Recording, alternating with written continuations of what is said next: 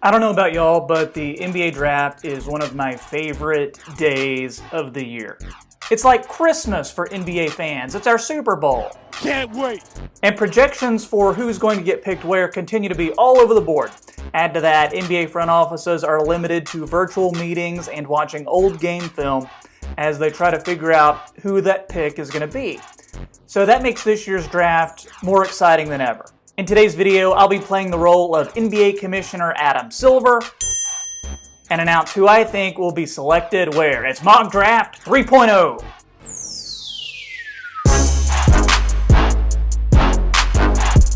What's up, guys? This is Troy, and you know I love mock draft videos. I love talking about the mock draft. Some of my favorite videos to do, and I know you guys like them too because you guys are always ruthless in the comments, always have something to say. My first mock draft, the Hornets fans, all 7 of them, they were all up in my comments telling me I didn't know what I was doing. And then in my last mock, the Angry Bulls fans had something to say.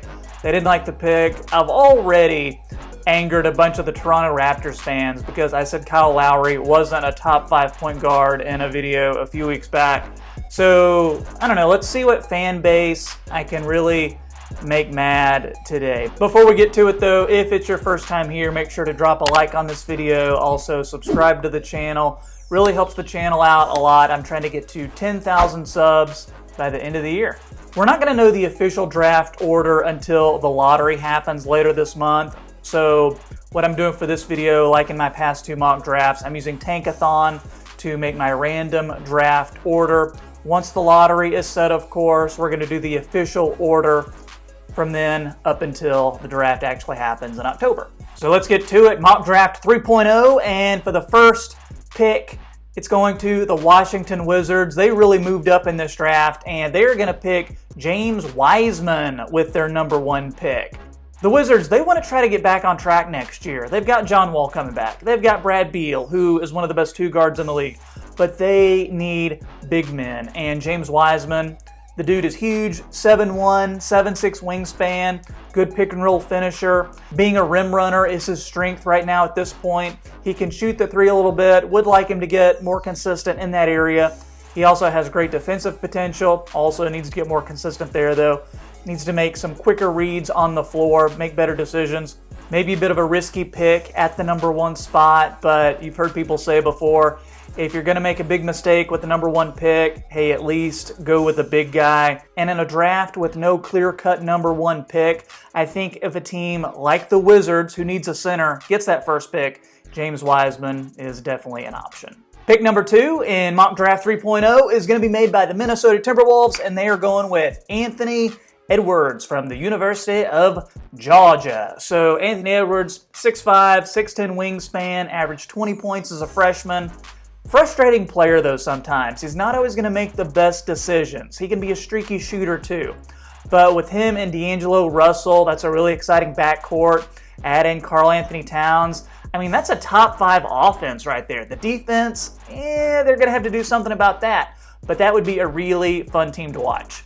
Pick number 3 in Mock Draft 3.0 is going to be made by the Chicago Bulls, and they're picking my buddy LaMelo Ball. I'm a huge LaMelo fan. I'm really not too sold on Kobe White as a starting point guard. I know a lot of the Bulls fans love Kobe White. They love Kobe White, but I'm not sold on him yet. Melo would be a star in Chicago.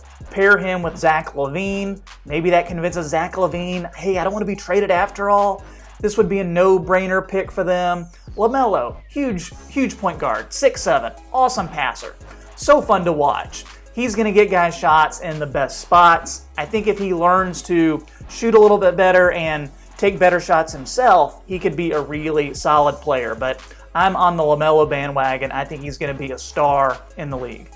Number 4 in this mock draft is going to be made by the Golden State Warriors. They are picking Tyrese Haliburton. And a lot of folks are saying that Tyrese Haliburton is just a backup. He's not very good. You know, there's nothing special about him. I love Tyrese as well. He's my 2nd favorite point guard in the draft behind LaMelo. And Tyrese is a very polarizing player, but I see all-star potential with him. This pick checks a lot of boxes for Golden State.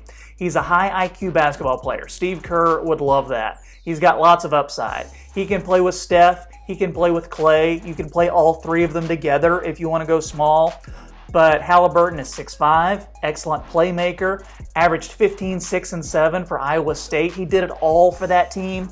He's not flashy by any means, but he is a winner. The buzz is also that the Warriors really like him, more than players like Wiseman, more than players like LaMelo. I think he'd fit in really well there. Pick number 5 in Mock Draft 3.0 is going to be made by the Cleveland Cavaliers. They are going with Deni Avdija.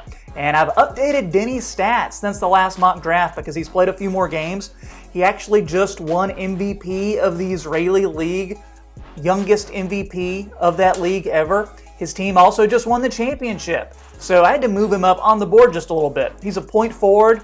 He's a good passer with good size, very unselfish player, and he's really improved over the last 6 months to a year. So you've already got Darius Garland and Colin Sexton with Cleveland as some primary scorers. Well, Deni is a guy who can really initiate that offense. I think worst case scenario, he's a Hedo Turkoglu type of player. I know some folks are saying, oh, he's just going to be Mario Hezonja. I mean, besides them both being international players, I think the comparison really stops there. This is not a Hezonja type of situation. And I think Cleveland can go in a lot of different directions with their team, and I feel that Deni could be a solid building block for them. Pick number 6 in Mock Draft 3.0 is going to be made by the Atlanta Hawks, and they are picking Devin Vassell. And yeah, the Hawks are falling a little bit in this mock draft. That's just how it works sometimes. Vassell, though, awesome defender. His offense needs to catch up a little bit. I think it will, though. Pair him with Trae Young as a solid defender in the backcourt. Devin Vassell is made for today's NBA. Worst case, maybe a 3-and-D type player in that Tayshaun Prince mold. Devin Vassell, he is a glue guy, he's a winner, and he can step in as soon as next season and help out your team. Pick number 7 in Mock Draft 3.0 is going to be made by the Detroit Pistons. They're selecting Killian Hayes. I've had Hayes going to Detroit in my last couple of mocks. They need a point guard. Hayes is 6'5", gifted passer, solid defender. The biggest thing about him is going to be his shooting. He has the potential to be a good shooter, but is his shooting going to actually catch up with the type of player that he can be? That's going to determine where a lot of his success comes to be. The tools are all there, as they say. But in a perfect world, add a solid Killian Hayes to players like Luke Kennard, Derrick Rose, Sekou Doumbouya, maybe Blake Griffin's coming back healthy, re-sign Christian Wood. Hey, maybe you're making a run for the playoffs.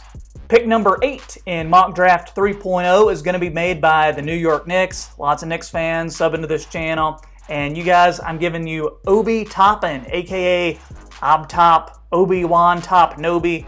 I love Obtop's game. Here's why. He is a beast on the offensive end. He is a killer. He scores at every level. He can shoot. He can score inside. This is a dude who can also produce from day one. His biggest issue is his defense, but if you're pairing him in the front court with Mitchell Robinson, that may take away a little bit of the defensive issues since Mitchell Robinson is so strong in that area. You got RJ Barrett as well, got a nice core there for the Knicks. He also has Leon Rose connection, so hey, you never know.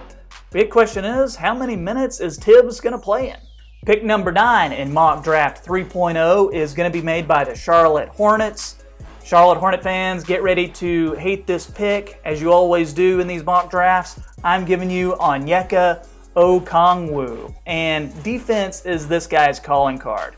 I think he could work in a front court with PJ Washington, put him on a team with a nice defensive identity, let him go to work. I actually like him more than James Wiseman long term, but the thing with Charlotte, they're in collecting assets mode because they've got Miles Bridges, they've got PJ Washington, they've got Devontae Graham.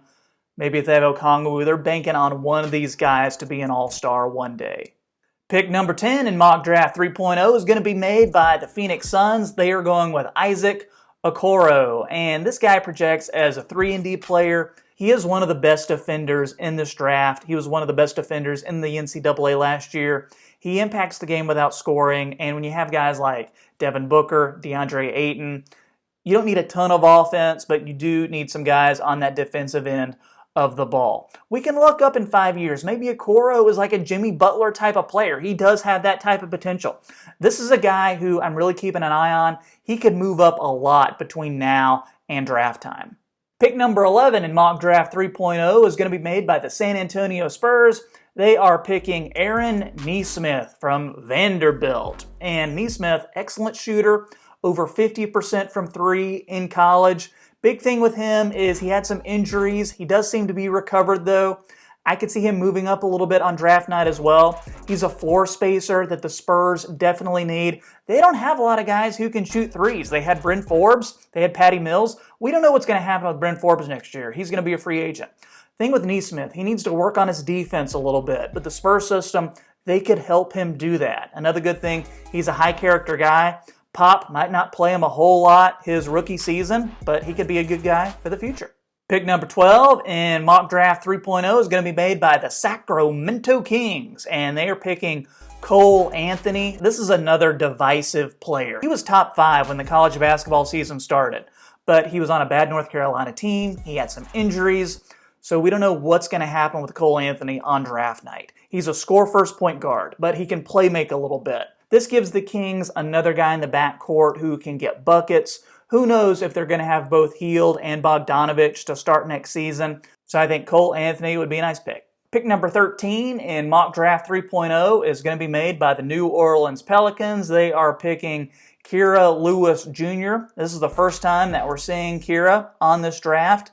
He's an awesome shot creator, awesome scorer, kind of in that Lou Williams, Jamal Crawford mold. He's one of the fastest dudes in the draft. End to end, he can really put the ball in the bucket. His defense, not too bad as well. We don't exactly know what's going to happen with Drew Holiday in the long term. Maybe he'll get traded. So let's give them another guard. He's still one of the best players left on the board. And the final pick, number 14, is going to be made by the Portland Trailblazers. They are picking Aleksej Pokusevski. And this is another first-timer on this mock. I've been studying this guy for the past few weeks. And he has some interesting tools that an NBA team could use. The Blazers like to draft young. They like to use their developmental staff to really build up their players. And Pokusevski is the youngest guy in the draft. He's not going to be 19 until December. And a developmental staff is good for a guy like Aleksej, who is not expected to contribute a ton as a rookie. Right now he plays in Greece. He's their center. He's 7 feet, 7-foot wingspan.